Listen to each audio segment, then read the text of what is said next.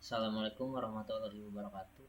Pada kesempatan ini, kali ini saya akan mempresentasikan proposal skripsi saya berjudul klasifikasi jenis biji kopi, ada Arabica, Robusta, dan Liberica, menggunakan metode Convolutional Neural Network atau CNN. Penelitian ini dilatar belakangi oleh tantangan di dunia agroinformatika dalam menjaga kualitas produksi kopi nasional kita. Masuk ke bagian latar belakang masalah, penelitian ini didasari oleh 3 poin utama. Pertama, mengenai pentingnya kualitas kopi. Kopi bukan sekedar minuman, melainkan komoditas perdagangan internasional yang bernilai tinggi. Di pasar, perbedaan jenis biji kopi, baik itu Arabica, Robusta, maupun Liberica, serta kualitas fisiknya sangat menentukan harga jualnya. Oleh karena itu, ketepatan dalam membedakan jenis ini sangatlah krusial.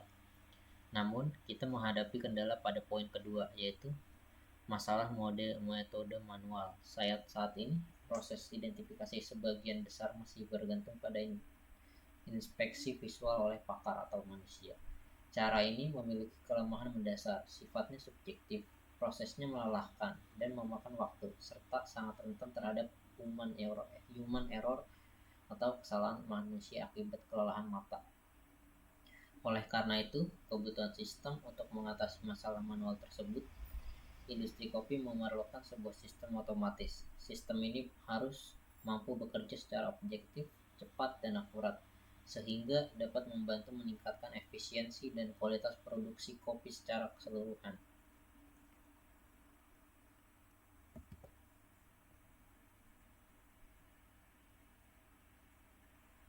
Kita masuk ke rumusan masalah. Inti permasalahan yang ingin diselesaikan dalam penelitian ini adalah bagaimana kita dapat membangun sebuah sistem yang mampu mengklasifikasikan jenis biji kopi secara otomatis dan efisien. Sasaran utamanya adalah menghadirkan teknologi yang dapat menggantikan metode penilaian manusia yang cenderung subjektif. Untuk menjawab masalah tersebut, tujuan penelitian ini dirancang menjadi 3 poin utama. Pertama, fokus pada pengembangan teknisnya, yaitu membangun model klasifikasi citra dengan menerapkan algoritma CNN atau Convolutional Neural Network.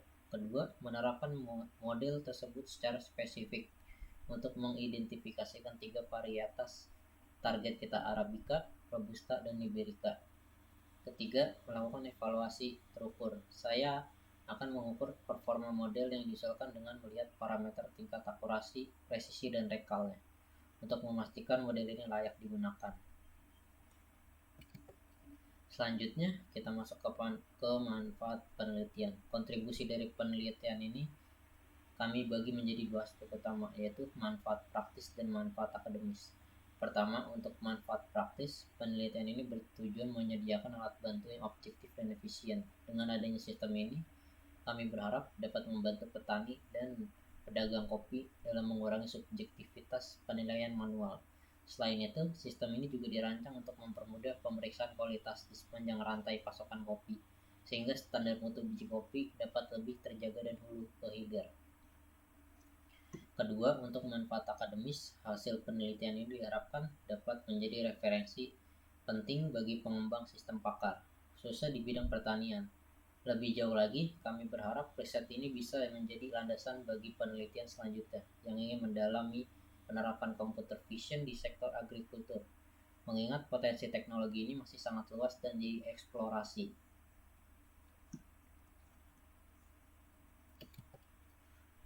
Untuk memperkuat landasan teori, penelitian ini merujuk pada 3 studi terdahulu yang relevan, yaitu pertama, ada Moritor DKK pada tahun 2023, mereka menerapkan algoritma CNN dengan arsitektur MobileNet V2 untuk mengklasifikasikan tingkat roasting kopi.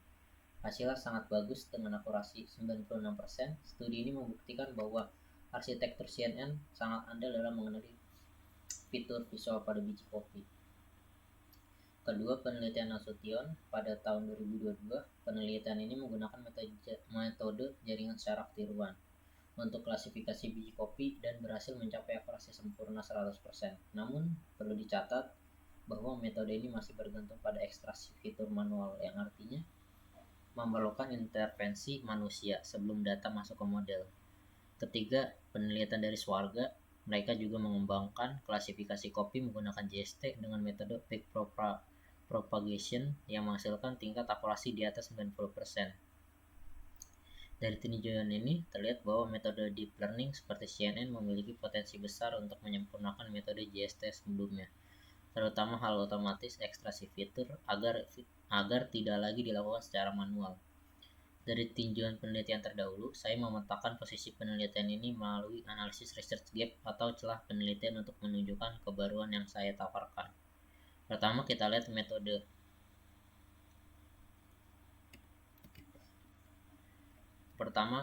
metode JST atau ANN yang digunakan oleh Nasution dan Swarga. Kelemahan utamanya adalah masih bergantung pada ekstraksi fitur manual. Artinya, penelitian ini harus mendefinisikan sendiri parameter warna atau bentuknya, yang tentunya kurang efisien jika menghadapi variasi gambar yang kompleks. Kedua, metode CNN Transfer Learning seperti yang dilakukan Murinto dengan MobileNet V2, meskipun akurasinya tinggi, metode ini menggunakan model yang sudah jadi atau pre-trained. Arsitekturnya cenderung kompleks dan berat, karena sejatinya dirancang untuk klasifikasi umum yang sangat luas, bukan spesifik untuk biji kopi. Maka penelitian usulan ini hadir sebagai solusi saya menawarkan metode CNN dengan kostum arsitektur atau arsitektur yang dibangun dari awal. Pendekatan ini memiliki keunggulan ganda, melakukan ekstraksi fitur secara otomatis sehingga lebih efisien dibanding JST.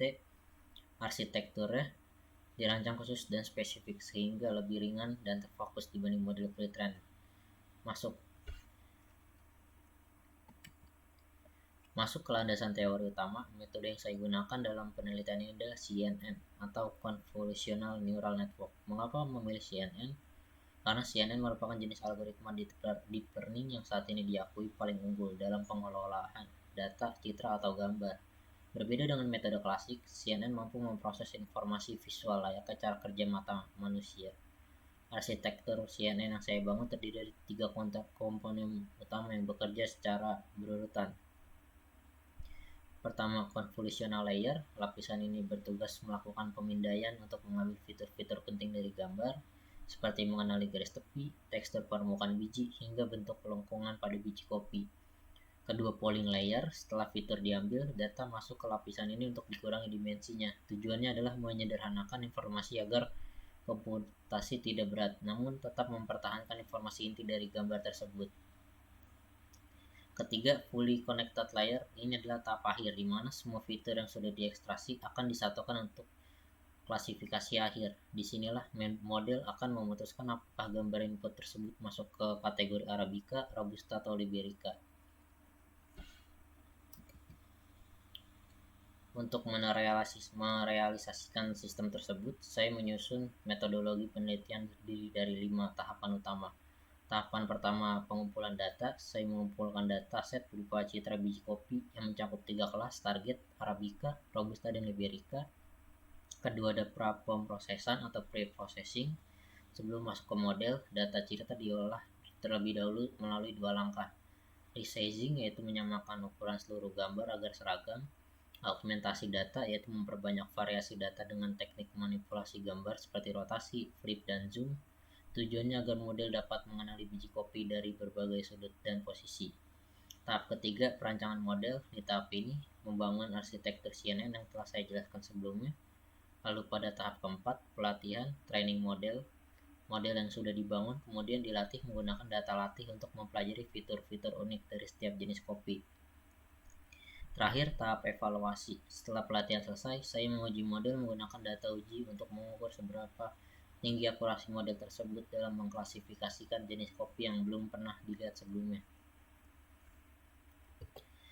Demikian pemaparan proposal skripsi saya mengenai klasifikasi biji kopi Arabica, Robusta, dan Liberica menggunakan metode CNN. Besar harapan saya, penelitian ini nantinya tidak hanya berhenti sebagai tugas akhir semata, tetapi benar-benar diimplementasikan untuk membantu efisiensi dan kualitas produksi kopi di Indonesia. Saya menyadari proposal ini masih jauh dari kata sempurna. Oleh karena itu, saya sangat terbuka terhadap saran dan masukan dari dosen penguji demi menyempurnakan penelitian ini ke depannya. Terima kasih atas perhatian dan waktunya. Mohon maaf apabila ada tutur kata yang kurang berkenan.